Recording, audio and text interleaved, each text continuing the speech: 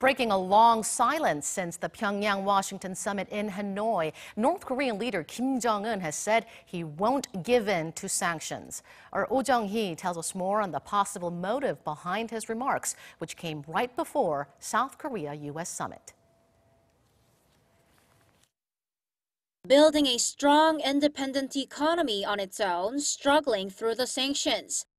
That's what North Korea plans to do after its summit with the U.S. in February fell through with no agreement. According to Pyongyang state-run media, Kim Jong-un led a full meeting of the North Workers' Party Central Committee on Wednesday. He shared his analysis of the current international situation and the summit he had with U.S. President Trump. Then he stressed the need to strengthen the foundations for an independent economy through the spirit of, quote, self-reliance, a term that he repeated 27 times.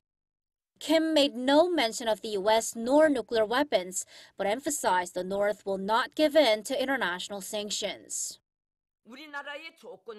Kim Jong-un underscored the need to build a self-supporting national economy based on our efforts, technology, and resources under the spirit of self-reliance to deal a telling blow to the hostile forces who misjudge that sanctions can bring North Korea to its knees. Kim Jong-un is sending a message here that he will keep his focus on economic development and won't really veer back to developing nuclear weapons. But at the same time, his remarks show that the North won't give in to international sanctions or accept the U.S. all-or-nothing deal, and that it'll stand on its own in developing its economy. What Kim Jong-un wants is to have sanctions lifted partially by dismantling the regime's Yongbyon nuclear complex. The message shows Kim's very strong will on that front. The North's intention is to endure until its goal is accomplished.